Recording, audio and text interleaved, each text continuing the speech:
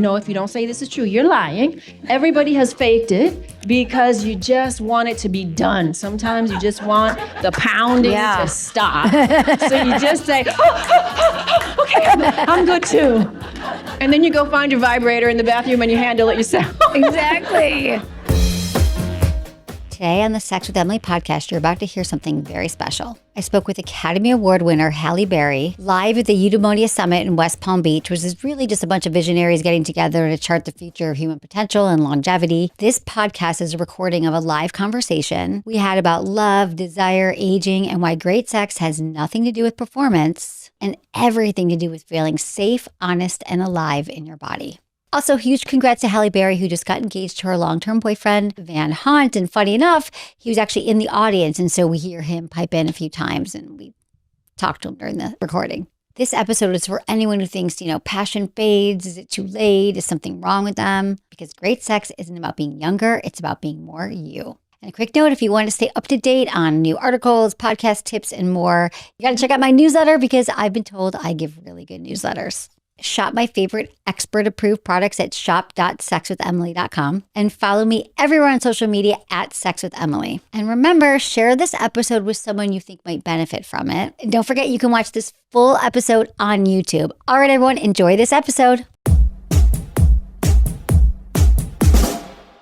Welcome to Sex with Emily, live from Eudemonia. Today, we're diving into pleasure, wellness, and the truth about our second act with a woman who's rewriting it all. Academy Award winner, the powerhouse founder of Respin, and a fierce advocate of women's health, Halle Berry. Hello. I'm so happy to be here. I know. We're going to have fun. Thank you. Okay, so Halle, what I love is we had a great talk last week. We met over Zoom. And you said you have zero shame and nothing is off limits. Very true. I know. Nothing is off limits. Nothing's off limits. I love that. So let's start where we love to start on Sex with Emily, because we all know that the path to great sex is in a great romantic relationship. So I just want to say I'm so happy for you. Thank you. Halle's found love. And what really struck me is that it's just so inspiring for anyone who feels like their romantic life has an expiration date. And I know a lot of us, 40s, 50s, we're like, that's it, I'm done. Maybe I won't find anybody. But you're literally rewriting that myth. So maybe you could take us to that moment when you realized, oh, it's not done. It's all happening. Love is possible for me. Well, it is possible. And my guy is here. He's right there. I'm sorry, I'm going to have to call him out. I told him we were going to talk about your sex life, but I know. His name is Van, everybody, Van Hunt. And after 3 divorces, I really thought that I was done. You get to a point when you've gone through that 3-4 times, you start to think, well, I guess a relationship like this isn't for me. And I felt like I had had enough and I just wanted to have my career and raise my children and I would be good. But I realized that the minute you get good and you stop chasing that thing, I realized chasing that thing is what always allowed me to make the wrong choices, right? Because I needed that thing. I thought that would complete me like many of us do. And when I gave up and I said, I'm going to prioritize myself, my life, my well-being, my second act, and this isn't going to be so important to me anymore, that's when the perfect person showed up. And I realized it's because I was now whole and complete, and I was putting out something different, and I finally attracted what I was, but I finally was what I wanted to be, right? Amen. Right? I love that. And so I didn't have bad guys before. I was attracting a reflection of myself. Yes. So I wasn't healed, I wasn't whole, so I was attracting not healed, not whole partners. I love right? that, yeah. But when I took 4 years to get whole and, then he came along. So jump to the sex part. Okay. So I All right, she did it, I didn't, yeah. find my guy. We are having the most amazing sex two can have. Oh my It's gosh. amazing. And I'm realizing, and I'm 54, and I'm thinking, wow, 4 years off did me good. So we're doing it, and we're connecting. Like we met in the top of COVID, and we met just talking to each other. We asked each other every question 2 people could ask, because he also was single for 2 years and just doing his own thing, getting himself whole. And so we talked, we wrote letters, text messages, we talked, and nothing was off the table. Kind of like this chat we're about to have. Nothing was off the table. We told each other our good, our bad, our dirty. We were just like, who cares? It's COVID. You're way over in Atlanta. I'm in LA. If we never see each other, if this ends, who cares? We don't need each other nothing else anyway. to do. Making bread and, texting. Right? Yeah. Drinking, champagne in the middle of the afternoon. Like, who cares? Right. So through that, though, we learned so much about each other that when I finally met him, maybe 6 months after, when he decided to come to LA, we had sex the first day we met. I had never done that with anybody, right? But I had sex the first day with a man I just met, but I already knew him so well because we had 8 10-hour conversations daily about everything. We had to have sex because there was no more questions to ask. We did it all. Well, what I love is also, didn't you say you didn't FaceTime? Like, when you were telling me on the phone, I was like, oh, I figured you were FaceTiming. You didn't even see each other. It's kind of like Love is Blind-ish. Love is blind. Except we knew what each other looked like. Right. But you we had were photos. talking. Yeah. Talking, listening, hanging on to every word. Like, can he put together a sentence? Write me a text. Like, how does he write? How's his grammar? What's his grammar like? Is he funny? Does he have humor? Like, all of these things we were figuring out about each other. And it was such a beautiful way to meet. I had never done it that way. Usually, the physical stuff comes before the really get to know you part. And then for me, I'm in a relationship and I think, oh my God, I'm not so sure I even like you, but here I am in a relationship. Because you felt safe too, because you knew him. That's a big part of our sex. When we feel safe in our bodies, we can really enjoy sex more. So you felt safe. So you had sex the first night, and obviously it was good. Amazing, because I had sex for the first time with a man that I was in love with, right? That had never happened before. So I just thought, wow, this is the most amazing experience of my life. Yeah. And we went on like that for about a year. And then all of a sudden, I wake up one morning and I have the most excruciating pain in my vagina I've ever had. I go to try to go to the bathroom. I sit down. I cannot go. It's just seeping out like little bit by little bit. And I'm holding on. And I know that something is wrong. And I look down there, it's all blown up and swollen. And I'm thinking, oh my God, what has happened? So of course, Van drives me to the doctor because I can't even close my legs. It's so inflamed. I get to the doctor and my doctor, who I know quite well, looks up there and he says, I think I know exactly what this is. I know what this is. And I said, what? He said, it's herpes. And it's a pretty bad case. And I said, herpes? What do you mean I have herpes? You mean the love of my life is giving me herpes? There's always something. No, just kidding. I'm like, yeah. I thought he was He was perfect, but the herpes. Jesus Christ. And you would have thought all those conversations, he would have told me about the herpes. You could have mentioned it all through COVID. Yeah.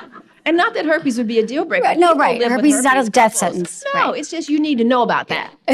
So I go down, he's in the car waiting, and I go down there, and I'm like, so Van, you got herpes? He's like, no, I don't have herpes. I said, yeah, you do have herpes. Because now I have herpes, and I didn't have it before I knew you, so you got herpes. So long story short, he goes to see his doctor. We go through 72 hours of kind of looking at each other. I thought I knew you. I thought we understood it. I thought we were being truthful, not knowing who gave herpes to who. Well, he got his call first, nope, don't have herpes. So he's looking at me like, well, guess you got herpes.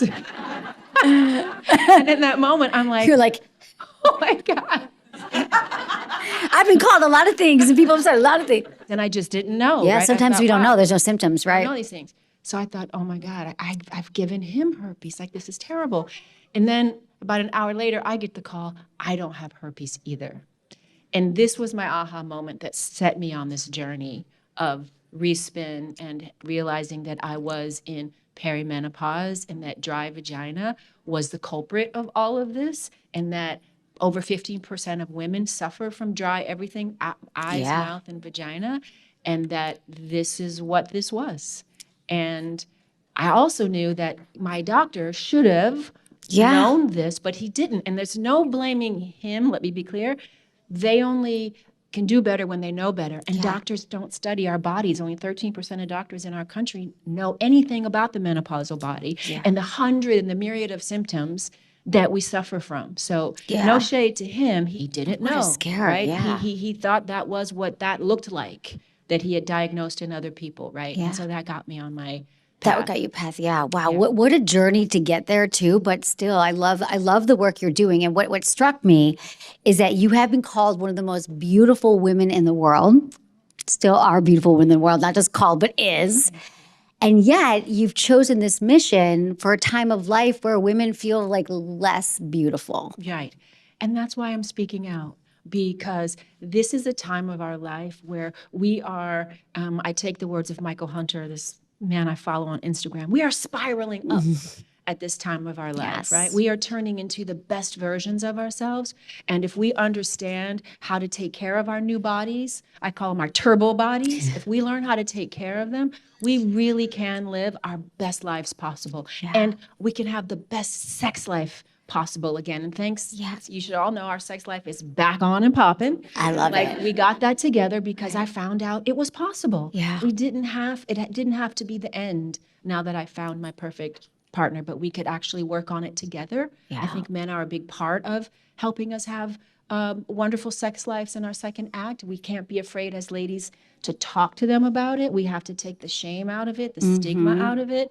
We have to tell them what's going on. And I have found that when you really sit down and you talk to your guy about it, they want to help. Like they want sex too. They don't want it to stop. Yeah, they do. you know? I love that you say that. I have to be honest, even a few years ago when I think a menopause sponsor came to me, probably 4 years ago, and they're like, will you talk about our thing? And I'm like, do I have to say the word menopause? I mean, even like I think it was 5 years ago, but I was like, okay, wait, you know what? It's okay that I'm in menopause and I can talk about it. So I want to say that that's such a great point. Like our lovers, they want to be good lovers to us. They want to know what's going on. We don't have to have shame about it anymore. And especially the way we were talking about it. You said your sex it's great. How would you say it's different now than it was, say, 20 years ago? Now that we've got everything else going, estrogen, like what makes it better? Yeah, because you said it was the best of your life. Because with age comes this I have zero fucks to give attitude, right? We're just done worrying about everybody else's feelings. This oxytocin leaves us. Yeah. That which we have when we're younger and we can take care of our babies and take care of our man and take care of everybody else's problems. That leaves our body and a beautiful thing happens. We stop caring about all of that. And so why is it better? It's better now because I can now say to my partner, here's what I want, here's what I don't want. This feels good, this does not. You might have heard that that was a good thing to do to a woman's vagina, but it's actually not. Not mine, anyway. You know, it's having the confidence to show up for myself and to realize that I deserve an orgasm also. Yeah. You know, in our youth, sometimes I know everybody in here will, I know if you don't say this is true, you're lying. Everybody has faked it because you just want it to be done. Sometimes you just want the pounding to stop. So you just say, okay, I'm good too. And then you go find your vibrator in the bathroom and you handle it yourself. Exactly. Oh my God. No, we've all done true. No more guys pounding away you like a jackhammer once you hit this age. You're like, no more jackhammer sex. No more. You never But felt we good. were afraid to say, you know, we had to get there so that he felt good about bringing us to orgasm, right? So we had to say that we did it so that he would feel good about himself. Because what is that doing? Right. That's putting his needs before our own. Yeah. And now I don't do that anymore. I'm like, no, I come first like you come first to you. Yeah. We both deserve to have this be a mutually enjoyable experience so we both can roll over and go to sleep because we feel good. Not one snoring and one looking at the ceiling. Exactly. Like, what the hell am I doing? It's true. That is the thing, is that teaching women, like we deserve pleasure too. So much of sex, at least for me, like if I look at 20 years ago before I started this mission, it was like, it was very performative about what my partner wants, what we see in porn, right? Which is just. Oh my God. Story. Tell. What we see in porn and how men often mimic what they see in porn. That's another thing I get to say to my guy. Don't do what you see in porns. She's getting spit on. I'm getting choked. I'm like, did we consent to this? What the hell? That's what they think. They're like, because they saw it in some porn, porn, and the girl just kept going, Yeah. And I'm like, no, that stopped it. That called a dead stop. Yeah. I was like, turn on the lights are on. This is over. Call your Uber game. I know. What we learned from porn is porn without sex education is a complete disaster. But now, you even said to me, we were talking, and you're like, And I love this because this is whenever I say like redefine sex, and so much of the sex we've had has been so performative. Like I know for me, not only did I fake single orgasms, I would fake multiple orgasms. I was so good. Like I thought I'm not an actor, but at this time in my life, I was like, that was really natural. I got to do another one. Like I think I was kind of getting something from it. But the truth is I realized at this stage of life, like I'm not going to do any of the faking. And sometimes I would say to people like, and for many women, penetration has not been even where they have orgasms. I'm not someone who orgasms through penetration. And the fact that sex has been so centered on penetration. And so I think there's so many other ways we can find sex. And we were talking, you said, you're like, well, sometimes Van and I just talk and it's really intimate. And like that feels good too. And so just to say like, it can all be okay. Can you talk more about that? Get satisfying for you and for him or? It is. And as a woman, it feels so good knowing that your partner doesn't have to have that either. Because sometimes it just doesn't happen. Like you can get all, into it and you think it's going to happen, but then you start talking during the foreplay, and the foreplay can often become all you need to do that night. Yeah. Right? There's a feeling of connection and intimacy, and you learn something about each other. You feel safe. Or sometimes Van and I, we were doing it and we were having our lube, and this lube wasn't very good, so you needed a lot of it to make it work. Just something about that moment like cracked us both up, and we just laughed so hard in that moment that sex became not the thing we wanted to do anymore. We wanted to just laugh with each other. We laughed so hard, and having a good laugh with your person was so bonding and so intimate, and I felt so safe knowing I don't have to do this tonight because, the lube got all over it. It was a mess, and it was funny and it was fun. And that's what it is to have sex in our later years, right? That the pressure is off, and it's just whatever happens, happens. But it's all good, no matter how it ends or how it starts. It's all good. It's all good. We've been through, right. And I love this too. And I think no matter what your age, it's something that I've had to learn later too. Definitely later in life, but even in your whatever age, 20s, 30s, 40s, I used to think that sex had this very, like you're saying, like beginning, middle, end, and you couldn't stop it. Like to stop it and to laugh because lube's going everywhere or something's happened is like, got to get back to it. Because that was like my duty, and then he's going to get blue balls or something, and then I'm going to be the one that sent him to the ER if I don't finish, which, by the way, you don't go to the ER for blue balls. It's a little painful, but nothing's bad. But like as a woman, it's like, I didn't finish it. But I want to say, no matter what your age, you're allowed to stop sex. You're allowed to say, this is really hot, but right now I think I want to slow it down. Can we go back to kissing? Yeah. Can we stop and get a sandwich? I'm hungry. Like, or can we go to the kitchen and get a sandwich? Like, I just feel like this, I just try to break this, like sex is penetration when it can be, the greatest sex is when it's surprisingly whatever you two co-create together. And when you have the freedom to let it be spontaneous, wherever it is, wherever you are, it's all okay. Yeah. When do you feel sexiest right now? Like, what does sexy have nothing to do with right now in your life? Like maybe it used to be like you were wearing something, but are there other things in your life you're like, oh, it's really not about that? Like when do you feel the most embodied? It's certainly not about what I used to think it was about. Right. It's not about all the sexy lingerie and all the, walking out on the thing. It's definitely not that. Not that I don't love a good, piece of lingerie, because I do, but I feel like I do that more for myself than for my partner. I think when I feel the most sexy, it's when I know he thinks I'm the most sexy, right? And so that I know that he's getting excited by it is, believe this or not, it's usually first thing in the morning when I don't have a stitch of makeup on and I look a hot mess. What's great about Van is that those are the times when he tells me that he thinks I'm really beautiful. And that is when I feel like I might be able to get it up and do it. Because it's something real. It's him seeing me for who I really am, right? And I know that I'm more than this shell that I walk around in. So he's connected to an aura in the morning. He said, I look innocent and I look younger. I look like a fresher version of myself.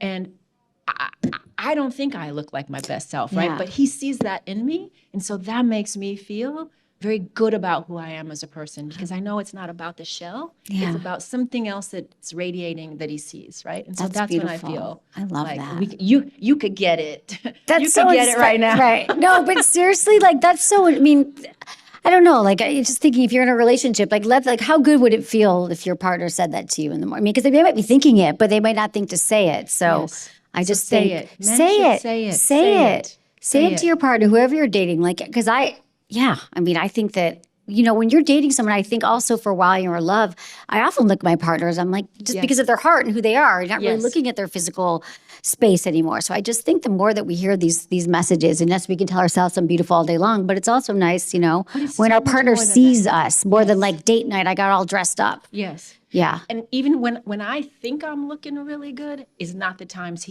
he mentions how good I look. You're like, so why did I do all of this? Why did I get up so early, to do all the things? How do you talk about your intimacy challenges with Van? Like people are like, do I do it in the bedroom? I always say you got to talk about it out of the bedroom, but how do these conversations go for you now? Just like talking about what's going on, It just comes comes up up. anytime. Because of Respin and the company that we're building, I talk about that a lot, and he hears a lot of those conversations in the house, all the things. Oh, that it's your we're business ideating now. on. Yeah, it's my business. So we talk I about love it it. a lot. I love that. But I think, as I'm down the path of life, we're trying to ideate on a new product now for our vaginas to help with our moisture. Right. Right. And so I'm talking with him about it because I'm trying out different things, and Yeah, I'm trying to isn't see that like fun? what helps and what, moves my needle that much higher, So we talk about it whenever. I probably get 20 pounds of sex products delivered to my house a week for the last 20 years. And or to my office, but now it's my house. And anyone who's come to my house, I see some friends here, everyone comes with a shopping bag and they leave with like sex toys and lubes. But it's funny. So when I was dating, I was like, oh, we've got this 3 new toys to try this weekend, or these new lubes, and it's really fun to test it. So even if you bought this, we're going to talk about Respin in a minute, but a lot of people get asked also about like they feel shame around, well, how do I bring up the lube? How do I bring up the toy? Just show them I've got this really new fun thing. I can't wait for both of us to try it together. It's like we need that fun and this excitement, something new. Yeah. And that's why when we created this product called Let's Spin, it was really important that we put it in a bottle, like the branding of this and the packaging of this. It was really important that it feel good, that it look beautiful, that we as women don't feel ashamed to put this on our nightstand. Because a lot of these things can look like foot cream, and you're embarrassed to pull it out. And if you don't have it sitting out somewhere, you forget to use it. Right. And then you suffer. So by having no shame in it and saying, I use this, and so what? It doesn't mean I can't be juicy as peach and still like get down and do what I need to do. Like there's no shame in that. And it's not just women, They love men it. can get down with this. Oh, yeah. Men need this. Younger women can use this. Yes. It's not just a midlife woman thing, but if you are a midlife woman, it's especially good for us because it's full of hyaluronic acid, aloe vera. It's clean. It's very sensitive. You won't have any smells. It won't cause you any problems. Oh, I love swear to that. you, it is the cleanest product. It won't sticky your hands or your sheets. You'll use it. It would be like you were never there. It disappears. What I love is that it kind of mimics your natural lubrication. Like you don't feel like you have something in you when you use this. You're like, oh, I kind of feel like I didn't really. You're just juicy as a peach. Yeah, you're juicy as a peach. Like we always were. But you made a great point, because here's the other thing is that lube always had a really big stigma. People were like, oh, I better get the lube that's like under the mattress or in the bathroom. And then it was probably one of those lubes that were like not made by women for women. No. Like it had ingredients that you should not put in your vagina, And by it the sounds way. like, Yeah. Yeah. And it's like the wrong color. And it's like, just come. And this so, just has like a little. yeah. So, I love the pump. You got to have a pump with lube. No one's unscrewing when you're screwing. No, really. You don't want to be like, let me unscrew. But you want a pump, though. You got to pump when you're pumping. You have to pump when you're pumping. You guys, I got to tell you, this is so good. My vision has always been a lube on every nightstand. Like when I started, and I realized that lube was a game changer, not just for women, but Kinsey Institute did a study years ago that said, when you add lube to any sexual situation, women are 80% more likely to orgasm, no matter what their stage of life. Because our wetness level is not an indicator of our arousal. So you could be wet and turn on, you could be turned on and not wet. This is like using sunblock on a cloudy day because it's safety. Yes. And just always use the lube. Like it's a beautiful red bottle, like just use the lube. Trust me. And guys, the shame comes from men think maybe I didn't get you wet enough because my penis wasn't hard. And then women are like, something's wrong with me. But when you just put a few in here and then you touch them with it, they're like, oh, we do have to take the shame out of it. Even younger women, they can maybe Yes. stop faking it. Yes. We can stop faking it, Oh young my ladies, God. if we get a lube that allows us to have optimum pleasure. Period. right? I did not know lube. I didn't Yes. even know about it in my 20s. Yeah. Well, I knew about it, but like many women, There was I stigma. thought that meant something was wrong with me, Yeah. and the guy would think something was wrong with me if Yeah. I couldn't get naturally wet fast enough. Well, the truth is, it takes us a little longer. Yeah. We're built different, and that's a good thing, Yeah, right? So right. what? We just don't go bing. It takes us a minute. Yes, we respond. Right. We don't. I wish we did. It makes it so much easier for us. wish If we we were did, on the but we don't. outside, our genitals, we'd be orgasming all the time. Have you ever wished you had a penis for just like 2 hours? Yes. I want to just have that thing for 2 hours. I know. Do everything I can with it just to see what they experience. Yeah. Just 2 hours though is all I need. Yeah, exactly. I don't need a full day. I don't need to like sleep with it and wake up with like a nocturnal erection.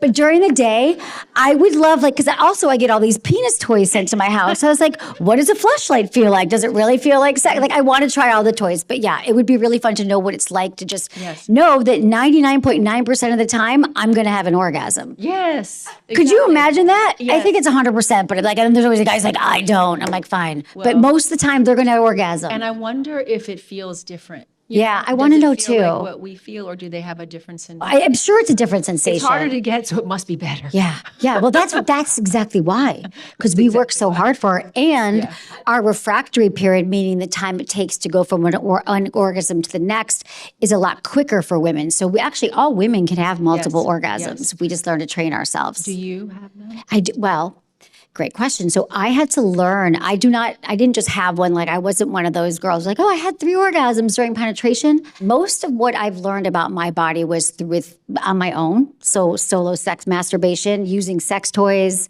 Yes. my fingers. So I learned to have multiple. Like I can have, using the right toys, like I could have like 15 now. Have you? Yeah. Yeah. But so can you. Wait. Okay, thank you. I should put that on my resume. Toys, exactly. Okay, I can tell you. But I love the magic wand. I think the magic wand is like iconic and it's also been around forever. But the thing is that we have so many nerve endings that for most women, we're like, I'm done after one. Yeah. But if you just take a few deep breaths, you breathe into your pelvic floor, and then you go back and try. Some women are like, I'm too sensitive. But if you try again and you don't go back to the same spot, our vulva, like, it's the clitoris, but then there's like the clitoral nerves, and you just start to play around that your arousal can keep coming, if you will. And so can you. So I've learned to like work with my arousal so it can keep coming. Have you had multiple orgasms? I have, but I've only had 3. Okay. And, Well, and I haven't tried them with toys. Usually when I use a toy, I get one, I'm like, good. Yeah. Like, okay, got that. Like I've never done, but in a relationship, only with Okay. Ben, because we're so connected, do I feel free enough to keep going. yeah, and because keep you have the trying. safety too. The and safety like, of that. And I'm Yeah. allowed, and I can go there. yeah. And it's been the first time at love 54 that. that I experienced. You guys, that is multiple- like, it's never too late. It's never too late, Never too really. late. But Never you too could late. have probably 10 if you want to talk about it after. But no pressure. No, I don't want to compare.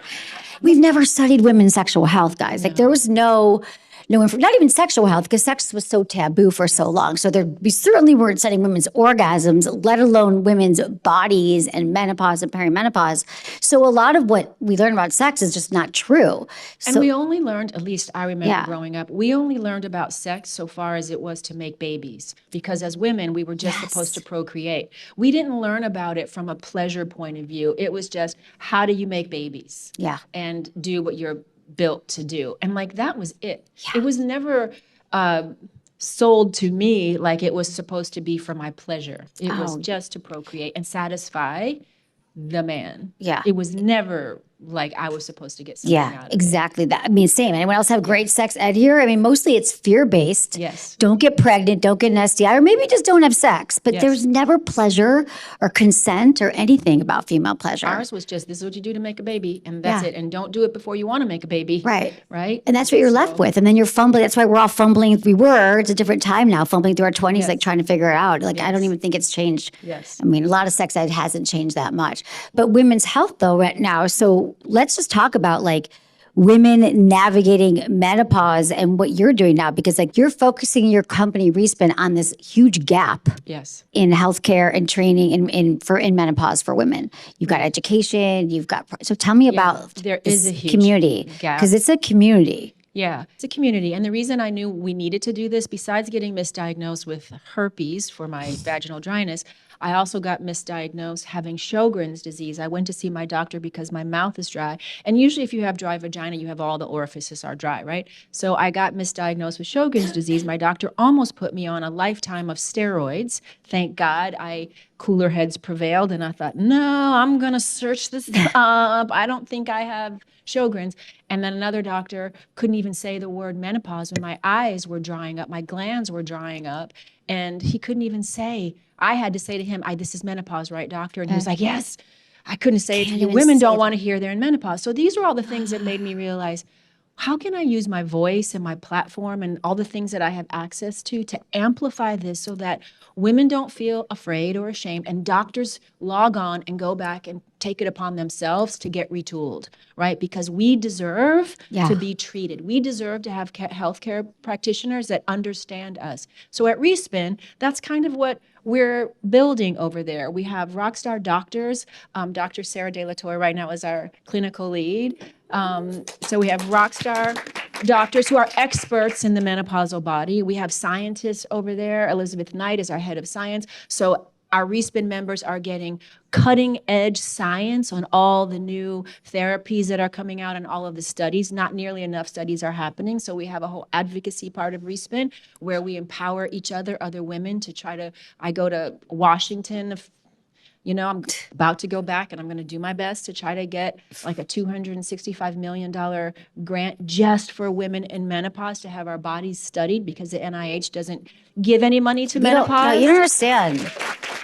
And the reason they don't give it is because people don't really believe that menopause is a thing. They really think don't. It's just getting old and, you got to face it, women, you're getting old. Well, no.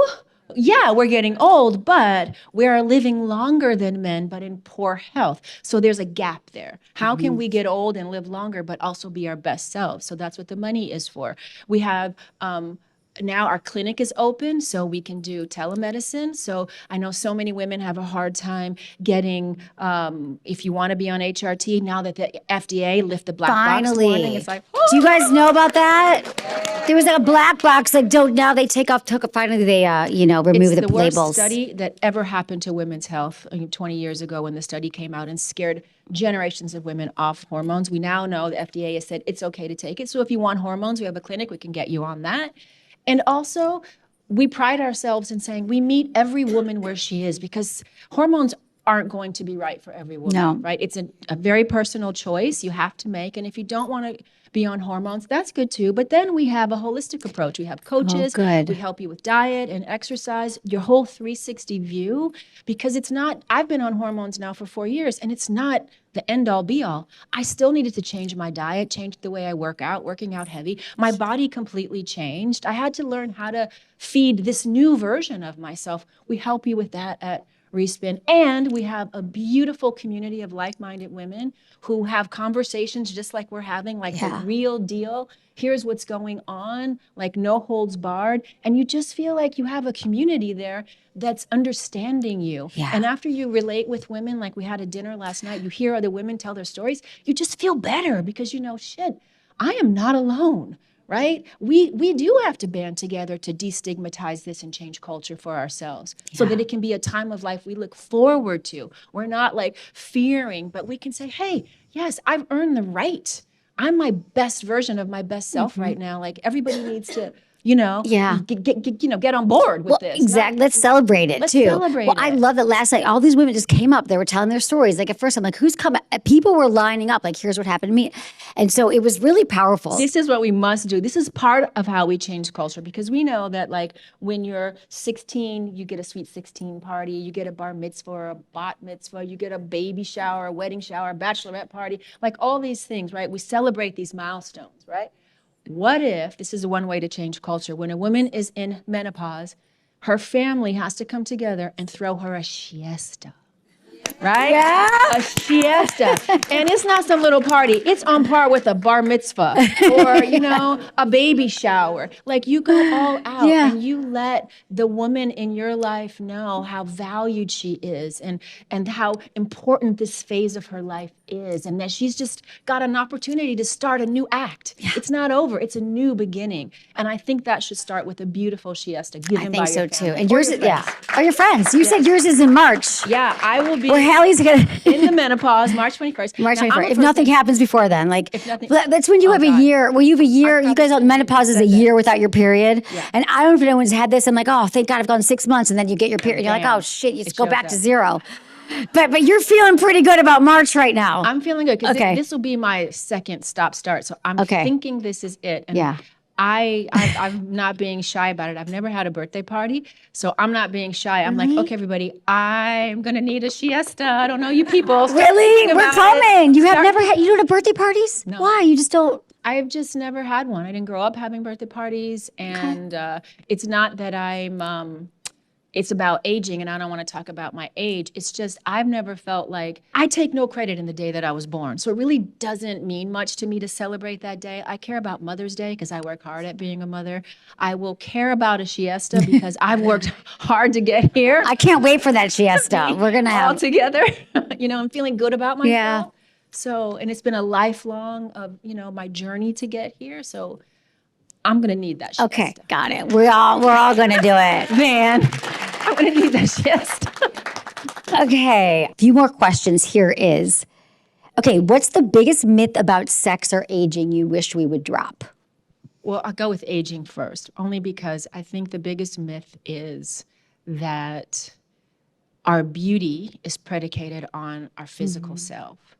And I see these young women, and it breaks my heart with all the things they're doing to their faces today, and they're transforming into some version of them that they know they're not, but somehow we're all starting to, young women in their 20s and 30s are doing all these things. And I wish I could say, baby, this isn't gonna make you feel beautiful. Beauty is from within. Beauty is a state of being. It's not a physical attribute. Right? And I see them searching and searching. And I want to say, are you beautiful now? And I think many of them still don't feel beautiful. And they will keep chasing that beauty and chasing that thing until they've turned into some version of themselves that they won't recognize anymore. And I worry. I really worry. So I think it's beauty is as beauty It is does. what you say, it's within. Feeling. It is. And I think it's beautiful to see us age as women. I'm aging. It's what's supposed to happen. It's a privilege. And I'm not saying we can't do little things to help us along the way. God, do your little things. But just don't change your face into another person. You know what Please. I mean? Have the confidence to be who you are and know that that's enough. Know that that's enough because it is enough. Right? It's enough. Yes. But we have to know that it's enough, and we have to say no to the societal pressures to stay forever 35. It's just not, it's not possible, and we should not try to chase that. I love that. We're more than that. We're more than that. Yeah. It's so true. When you were saying earlier that you finally be the person you want to find. Yes. You became the person, and that's when you met Van. And I think so much about this beauty is we're trying to become someone else. Yes. And we're getting further from who we It's really in are. here. Yes. It's not here. It's find that person in here. Yes. And now that I found my person, I know he's someone that will love me as I naturally age. He can't wait until I decide to let my hair be gray. I mean, he cannot wait. He's like, that's going to be the best version of you when you're ready to do that. So Okay, I'm not afraid. we love him. I'm not afraid of that. I don't do it now because I just don't want to do that right now.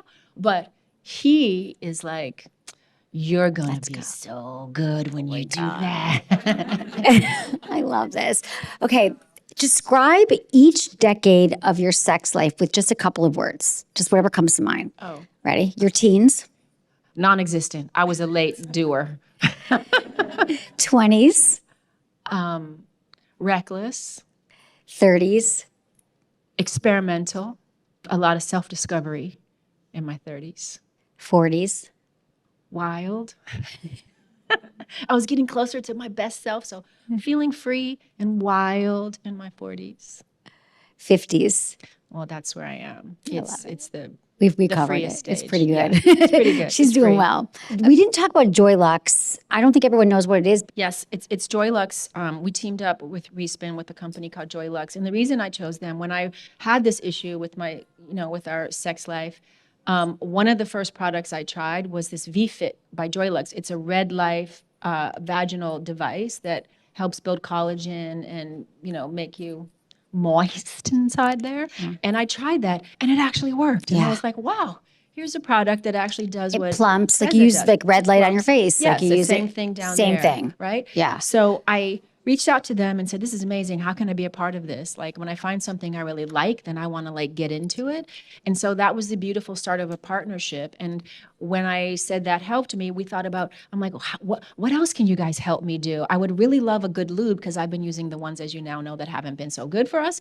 And I said, how can we build a lube together? And so I got together with Dr. Sarah and Joylux and we came up with Let's Spin. That's how that whole happened because I tried the V-Fit first and that led to this relationship. And okay, well, they're great. They're legit. I've like used them before. They've been around. Yeah. Well, thank you, Halle, for your humor and your Thank you. honesty and showing that pleasure isn't something we outgrow. It's something we grow into. We do. Thank you so much. Yeah, I have this been was a fan. You have changed the world for us.